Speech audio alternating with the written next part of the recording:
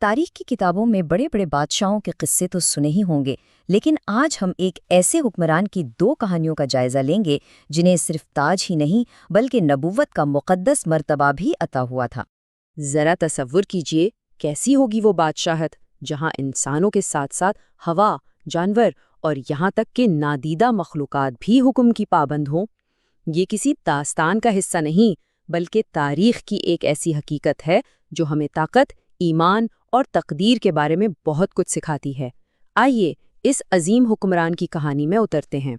جی ہاں، تاریخ میں اس بے مثال حکمران کا نام حضرت سلیمان علیہ السلام ہے، جنہیں اللہ نے نہ صرف نبوت کے عظیم مرتبے پر فائز کیا بلکہ ایسی بادشاہت بھی عطا کی جس کی مثال نہیں ملتی۔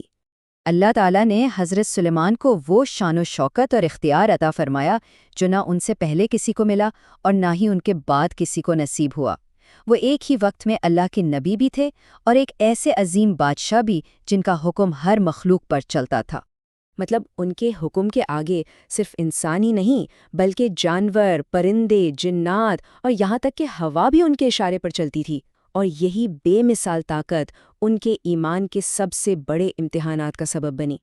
جب کسی کو اتنی طاقت ملے تو اس کے امتحانات بھی اتنے ہی بڑے ہوتے ہیں۔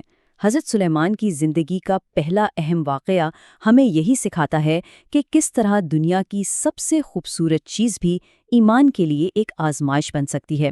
آئیے اس کہانی کی طرف چلتے ہیں۔ ایک شام کا وقت تھا جب حضرت سلیمان اپنے محل سے باہر دیکھ رہے تھے تو ان کی نظر آسمان پر اڑتے ہوئے چند شاندار پروں والے گھوڑوں پر پڑی۔ ان کی رفتار بجلی جیسی تھی اور حسن ایسا کہ آنکھیں خیرہ ہو جائیں۔ اسی لمحے ان کے دل میں ان گھوڑوں کو حاصل کرنے کی شدید خواہش پیدا ہوئی۔ انہوں نے فوراً اپنے جنات کو حکم دیا، لیکن جنات نے بتایا کہ گھوڑوں کی رفتار اتنی تیز ہے کہ انہیں پکڑنا ناممکن ہے۔ تب ایک سرکش جن جس کا نام شمدون تھا، جو سمندر کی تہہ میں چھپا رہتا تھا، اسے بلایا گیا۔ تو شمدون نے ایک بڑا ہی چالاک منصوبہ پیش کیا۔ اس نے کہا کہ یہ گھوڑے جب تھک کر پانی پینے آتے ہیں تو اگر ہم اس پانی میں کوئی نشہ آور چیز ملا دیں تو انہیں آسانی سے پکڑا جا سکتا ہے۔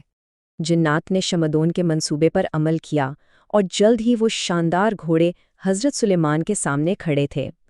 ان کی شان و شوکت ایسی تھی کہ بادشاہ ان کے حسن میں بالکل محو ہو گئے اور ان سے نظر ہٹانا تقریباً ناممکن ہو گیا۔ اور یہیں سے اصل امتحان شروع ہوا۔ حضرت سلیمان ان گھوڑوں کے حسن میں ایسے کھو گئے کہ عصر کی نماز کا وقت غروب ہونے کے قریب پہنچ گیا اور وہ اپنی عبادت سے غافل ہو گئے۔ لیکن جیسے ہی انہیں اپنی غلطی کا احساس ہوا وہ فوراً توبہ کرنے لگے۔ ان کی آنکھوں سے آنسو بہنے لگے۔ انہوں نے گہرے پچھتاوے کے ساتھ اللہ سے معافی مانگی، یہ ثابت کرنے کے لیے کہ اللہ کی محبت ان کے لیے ہر دنیاوی شے سے بڑھ کر ہے۔ انہوں نے ان تمام گھوڑوں کو اپنے سامنے لانے کا حکم دیا۔ پھر انہوں نے اس خوبصورتی کو ہی ختم کر دیا جس نے انہیں غافل کیا تھا، اور ان گھوڑوں کو ہمیشہ کے لیے زمین پر چلنے والا بنا دیا، یہ ظاہر کرتے ہوئے کہ ان کے دل میں صرف اللہ کی بندگی کی جگہ ہے۔ تو پہلی کہانی ہمیں سکھاتی ہے کہ ایک نبی نے اپنی خواہشات پر قابو پا کر اپنا ایمان کیسے ثابت کیا۔ اب ہم دوسری کہانی کی طرف چلتے ہیں جو ایک اور گہرے سوال کو چھیڑتی ہے۔ کیا کوئی اپنی طاقت سے اللہ کے لکھے ہوئے فیصلے یعنی تقدیر کو بدل سکتا ہے؟ ہوا یوں کہ ایک دن حضرت سلیمان کے دربار میں تقدیر پر گفتگو ہو رہی تھی۔ ایک طاقتور جن نے دعویٰ کیا کہ اگر کسی کی تقدیر خراب ہو تو وہ اسے اپنی طاقت سے بدل سکتا ہے۔ حضرت سلیمان نے فرمایا کہ یہ ناممکن ہے، لیکن وہ جن اپنی بات پر اڑ گیا۔ اپنے غرور میں اس جن نے حضرت سلیمان کو چیلنج کیا اور اپنے دعوے کو سچ ثابت کرنے کے لیے کئی دہائیوں پر محیط ایک خفیہ اور طویل منصوبہ تیار کرنا شروع کر دیا۔ اس جن نے ایک ایسی لڑکی کو اغوا کر لیا جس کی قسمت میں ایک شہزادے سے شادی لکھی تھی۔ وہ اسے ایک دور دراز جنگل میں ایک ویران گھر میں لے گیا اور اسے دنیا سے بالکل الگ تھلگ کر کے پالا، یہ سوچ کر کہ اس طرح وہ تقدیر کو شکست دے دے گا۔ کئی سال گزر گئے اور وہ لڑکی جوان ہو گئی۔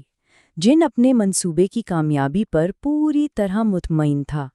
اسے یقین تھا کہ اس نے تقدیر کو شکست دے دی ہے۔ اب وقت آ گیا تھا کہ وہ اپنی جیت کا اعلان کرنے کے لیے اپنے ثبوت کو حضرت سلیمان کے دربار میں لے جائے۔ لیکن تقدیر کے تو اپنے ہی منصوبے ہوتے ہیں۔ مگر دیکھیے کہ تقدیر نے اپنا کھیل کیسے کھیلا۔ ایک رات شدید طوفان آیا جس میں ایک کشتی ڈوب گئی۔ اس کشتی سے بچنے والے 2 لوگ، ایک شہزادہ اور اس کا ملخ، پناہ ڈھونڈتے ہوئے اسی ویران گھر تک پہنچ گئے جہاں وہ لڑکی قید تھی۔ کچھ دن بعد جن واپس آیا اور اس لڑکی اور اس کے گھر کو اٹھا کر حضرت سلیمان کے دربار میں لے گیا۔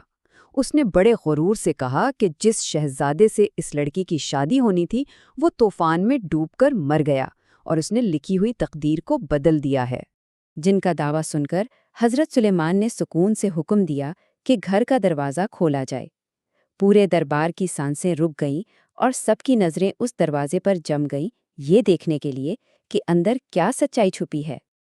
اور جیسے ہی دروازہ کھلا، اندر سے وہ لڑکی اکیلی نہیں بلکہ اپنے شوہر کے ساتھ باہر نکلی، اور وہ شوہر وہی شہزادہ تھا جو کشتی ڈوبنے سے بچ کر وہاں پہنچا تھا۔ یعنی جن کا منصوبہ، جس کا مقصد لڑکی کو الگ کرنا تھا، وہی ان دونوں کو ملانے کا ذریعہ بن گیا۔ تو ان 2 بالکل مختلف کہانیوں سے ہمیں ایک ہی سبق کیا ملتا ہے؟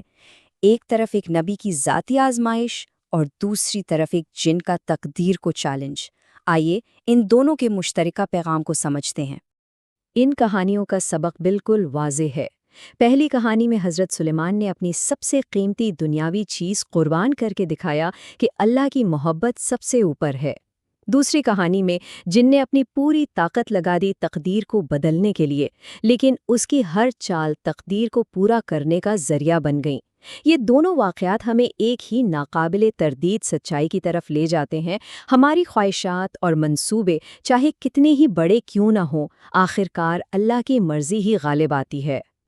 تو سوچئے، اگر ایک عظیم بادشاہ اور ایک طاقتور جن بھی اللہ کی مرضی کے آگے بے بس ہیں، تو یہ ہماری اپنی زندگی، ہماری کوششوں اور ہماری خواہشات کے بارے میں کیا کہتا ہے؟ یہ وہ سوال ہے جو یہ کہانیاں ہمارے لیے چھوڑ جاتی ہیں۔